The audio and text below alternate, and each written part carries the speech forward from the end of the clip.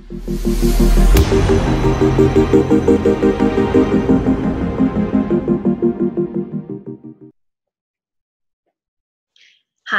my name is Gibson, and I'm the owner and founder of the Personal Development School. This is your daily breakthrough video, and today I want to talk about a topic called limerence, which is something that not a lot of people actually are that familiar with. So this was actually a video request from Fabian Lahari, and I thought this was a fantastic topic because it's something I see quite often, and something that, again, I think a lot of people sort of address at a surface level, and today we're going to get into the roots of what this all is, okay? So today we're going to go through what is limerence. We're going to go through the different sort of symptoms and trademark characteristics of somebody with limerence. And then we'll go through some different behavioral techniques to sort of deal with this. And also we're going to go into the deeper roots of why this is actually happening and how to address things at the level where everything actually changes, which is the subconscious level. So first and foremost, limerence, if you're not already familiar, is basically a state of extreme infatuation to the point of obsessiveness, and it's involuntary and often characterized by a strong desire for the reciprocation of feelings. And this can be not just sexual or physical feelings, but feelings that, mentally, emotionally, like a deep characteristic or a deep craving, basically, for the person who's sort of the subject of your limerence to reciprocate everything that you are feeling for them, okay? Now, this term was coined by somebody named Dr. Dorothy Tenner, who was a relationship expert, and she went through and said, there's sort of these key characteristics. So let's go through some of those. So first and foremost, you will tend to have a deep, intense sort of obsessiveness about a person if you're experiencing this. So you might have this sort of consistency, just constant thoughts about this person that you can't get them out of your head. And Dr. Dorothy Tenner actually said that, up to 85% or more of our day can be revolving around thoughts about this person. And so you can think of, this infatuation as something she actually said herself. She said, this is sort of like obsessive compulsive disorder meets love addiction. And if you think about it for a moment, somebody who's experiencing limerence, they're literally they are having this chemical cocktail flooding their brain. So, when we meet somebody and we're bonding and we're connecting, we've got oxytocin, we've got vasopressin, we've got dopamine, norepinephrine that stir up that sort of excitatory response that we're feeling, wow, something exciting is about to happen, and we feel so connected. And on top of that, you've got serotonin sort of flowing. So it's this really potent neurochemical cocktail that can actually create addiction. But we want to dig into the deeper layers of where this comes from. So we will get there. Again, back to sort of the symptoms of limerence. So number one, obsessive compulsive thoughts about a person that are just, they're pervasive. They're happening throughout the day and almost nonstop. Intrusive fantasies about this person. So a lot of planning for the future, thinking about the future, and usually this happens really early on in a relationship at the point where we can't even know if this person would really be suitable for us in the future. But maybe after a first date or a second date, we're already thinking miles ahead and planning our wedding. And keep in mind, it's normal to have a certain amount of infatuation about somebody in the early stages of dating. But this is usually happening when these feelings by somebody else are not reciprocal to the same level, and that these feelings actually become a distraction to our lives. They kind of uproot our performance, our focus. They can be disruptive for work. We might be constantly skipping work because we're up so late at night thinking about this person, or we can't even sleep properly, or we might not even be able to focus at work because we're so consumed by our thoughts about this person, and our performance starts to drop off. So you'll see that limerence is actually destabilizing an individual's life and creating an imbalance or an instability because it's actually an addiction. Another thing that really characterizes fear of limerence is the fear of rejection. So this person who's experiencing limerence might have this deep fear of rejection. So they have this person who they're obsessing over, and they put them on this huge pedestal, and maybe when they see them in person, they freeze up. A lot of people will report stuttering, sudden bouts of introversion, not being able to find words, feeling really awkward, feeling like they can't even speak because they're actually so infatuated with this person. It's causing a disruptance or a disturbance or disruption in how they are, just acting. Like they can't even connect to their personality and sense of self because they're so infatuated with this person. And then there's a hopefulness, and usually this hopefulness is like unreasonable. So for example, you might be on one date or two dates, and 3 years later, you're like, oh, I lost the love of my life. Like you can't know the person was the love of your life after, one or two dates. And usually limerence is something that's happening very, very early on in a relationship, or often even pre-relationship, before there's even any type of talk about, a commitment or anything moving in that direction. And keep in mind too, this is normal. It's normal to feel pain and disruption and hope that something could happen if you've been dating somebody for a certain period of time and things aren't working out, and the person takes space or says they need a break, and you're hopeful and you're missing them and you're infatuated. Like all those feelings are normal. But we're talking, like, I've seen somebody with limerence years ago, but she and I see this quite often, but in this case she was she went on 3 dates with somebody, and after the 3rd date she was like, this is my husband and I know this, and then he said, I'm not that interested, or I'm not willing to commit. And when I met this woman, she was still obsessed with this person, to the point where she would sort of drive by his house or try to grocery shop at his neighborhood store.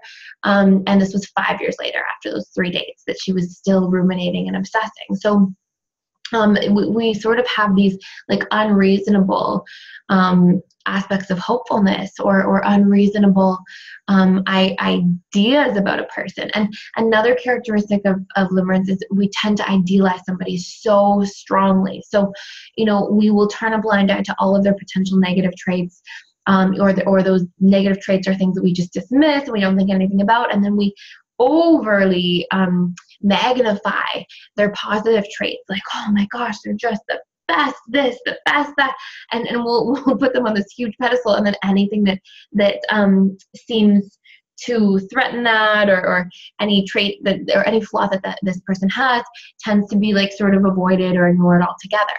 Now again, that's fairly normal to some degree in like the honeymoon phase of a relationship.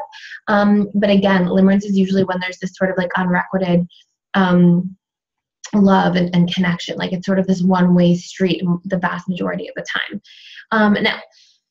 Now, Dr. Dorothy Tenoff, who came up with this, suggests 2 major ways of fixing this at the behavioral level. Now, just to be honest, I find these things to be like a little more surface, these approaches. So these approaches are, number 1, starvation, which is this idea that we cut this person out altogether. And that does hold a good amount of weight for sure, which is, get rid of them on social media, just stay as far away from them as possible, busy yourself with other things, like sort of keep yourself distracted until you basically withdrawn from that person. And it's interesting because you can sort of compare this. Like if you've got all these neurochemicals flowing in this chemical cocktail because of this person, and it's sort of like a drug, seriously. So, the starvation idea is sort of like, going cold turkey from a drug you're addicted to, or alcohol or sugar or whatever it might be. And in this case, you're kind of just giving your body a chance to readjust, and your neurochemistry a chance to sort of balance out without these like highs and lows of these profound neurochemicals, and then the withdrawing from that. So the withdrawals from that. So that's one method. Another thing that she recommends is something called transference, which is this idea that you go into like new relationships. Most of you have probably heard of transference in general. It's like sort of transferring your addiction in a way into something else, but something a little bit healthier. So again, like those are good tools for sure. But I want to get into this at a much deeper level today. So, let's look at why this comes about at its deepest roots in the first place. So number 1, we know that, when somebody's experiencing limerence, they tend to have this sort of neurochemical dependency that's happening to a certain degree. Like they keep thinking these thoughts, they keep producing these emotions of infatuation and longing and connection, and these fantasies about love, and all of those thoughts and emotions are creating neurochemical reactions, which are, again, that vasopressin, oxytocin, dopamine, norepinephrine, serotonin, like all these great feeling neurochemicals. So when we look at this, right, why is this happening? Why are we so addicted to one person? Why, because often people aren't experiencing limerence through the course of their lives. They tend to have like one or two experiences of this to a certain degree, instead of it being with every person they ever date. So why is this happening with some people in certain situations and not others? And here's the reason. Because, okay, actually, I'm going to give an analogy before I tell you the reason. So I personally, for the last few months, have been trying to be super extra healthy and do like a cleaning of my body and so forth. Since it's February, it's late February now, and since early September, I just quit sugar. Like I just stopped eating sugar. I eat berries sometimes and carrots, which have sugar in them, but for the most part, I just haven't eaten sugar. And you go through like a few days of like, whoa, I miss sugar. And then you really don't think about it. And yesterday I was out at a birthday celebration, and I had birthday cake at the end, and I was like, oh my gosh, like this is amazing. And it's as if like your brain like forgot what it was to have this, and what I would normally experience, like, oh, this is really good birthday cake. It was like, oh my gosh, this is the best birthday cake ever. And I knew it was like literally my neurochemistry sort of reacting to this lack of sugar, and then having it just tastes so much better. So and today, the day after, I like had to fight to not eat sugar again. So it's really interesting, like, or another analogy I'll give you is like when you are so thirsty after like a long workout, and you've been sweating and you're so thirsty, and you have your first sip of water, and you're like, wow, like this water is just like hitting this spot right now. It's quenching my thirst like crazy. So, your brain has something called a homeostatic impulse, where it's basically always seeking equilibrium. So whenever it perceives that there's a void of something, perceives something to be missing, it basically, we basically end up giving more value to that thing once we get it. Okay, so whatever, just to make that clear, whatever we perceive is missing, and this is occurring specifically most of the time at just a subconscious level. This may not be something we're consciously aware of. So whatever we perceive to be missing, when our brain gets this sort of hit of that thing, it's like, wow, we give it that much more value, because our brain has this desire again to stay in a space of being equilibrated, balance, homeostasis. So I'll use another analogy for this. So I was speaking to a woman once, and I sort of mentioned this example earlier. She had only been on a couple of dates, and 5 years later, she was still like, basically obsessing about this person. And she said about those dates that, sorry, there's my dog. So she said about those dates specifically that these were some of the deepest conversations she had ever had with this person. And she was like, wow, I didn't know that, men were capable of such deep conversations. And she put this person on such a high pedestal because she had this deeply unmet need relative to romantic relationships. And because we tend to use, there's my dog drinking water. Sorry.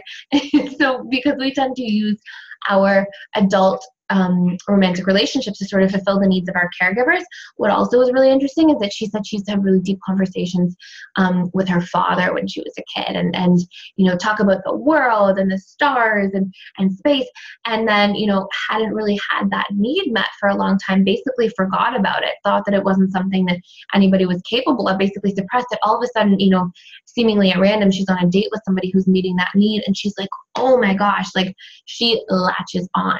So limerence is basically, in my opinion, at a much deeper level, that we have a deeply unmet need that we're not quite consciously aware of.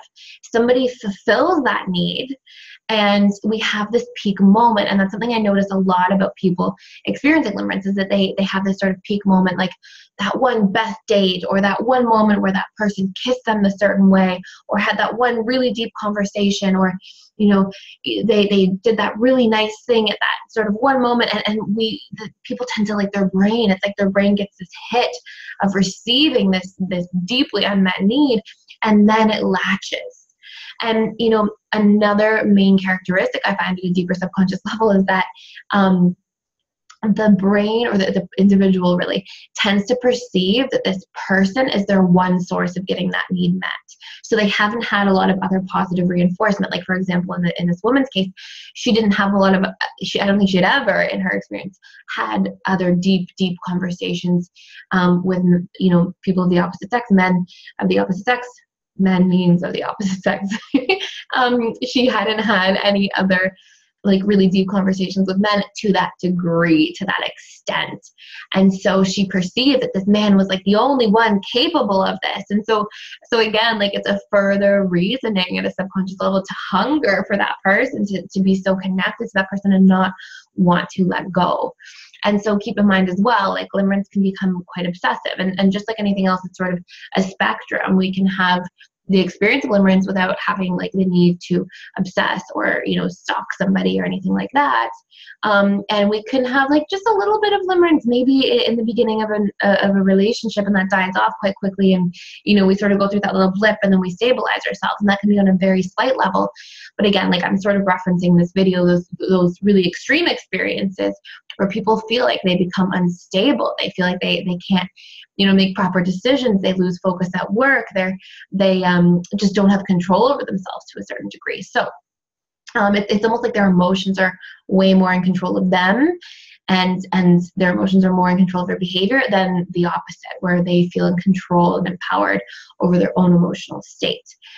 So again, that's a good way of looking at it. And the other major reason I see here, besides the brain latching on deeply to an unmet need, is, sometimes we will repress traits within ourselves. And at the end of the day, like, we're sort of seeking wholeness at an unconscious level. But when we perceive, so sometimes we can repress traits in ourselves because of early experiences we have, or beliefs we form about ourselves as the result of an experience.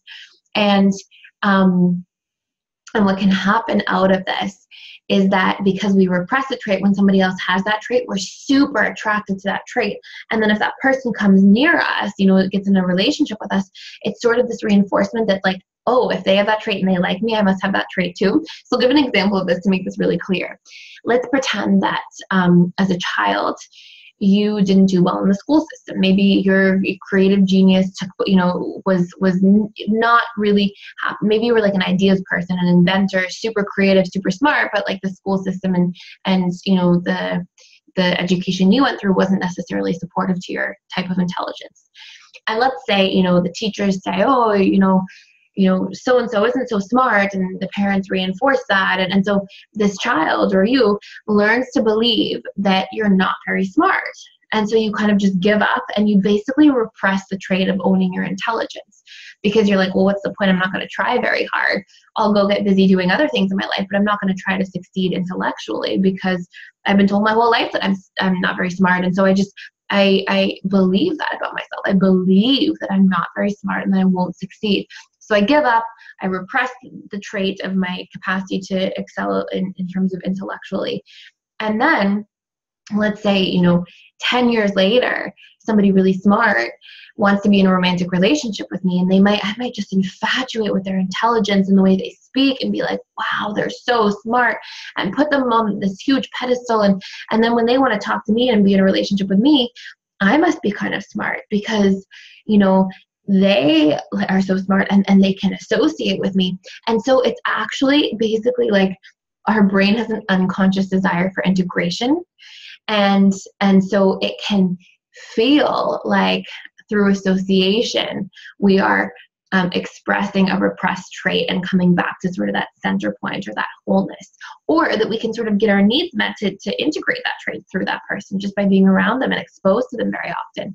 I see this also in terms of limerence a lot of the time with like looks. Like a lot of the time if somebody thinks, oh, this person's so attractive, and they put them on the pedestal, and then, maybe in childhood this person didn't feel as attractive or whatever it might be. And so when this person connects to them, it's like, oh, I must be attractive too. And so I want to hold on so tightly to this person that's, validating me in that. And so I'll see that. I see it also a lot with like power.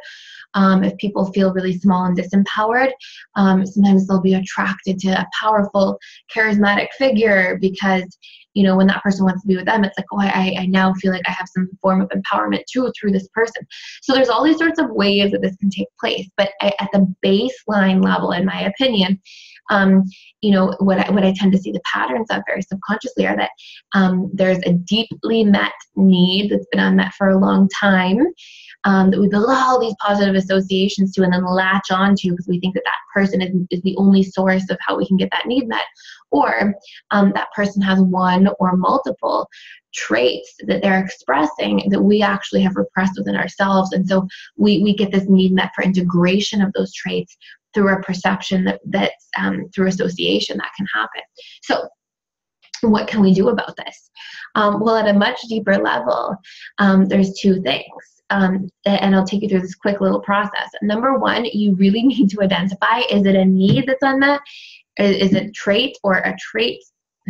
Is it traits or a trait that I'm infatuated with? Or is it both? And you want to be as clear and specific as possible. Like if it's, what need is this person meeting that I'm experiencing this like deep infatuation and obsessiveness around, or what multiple needs are they meeting?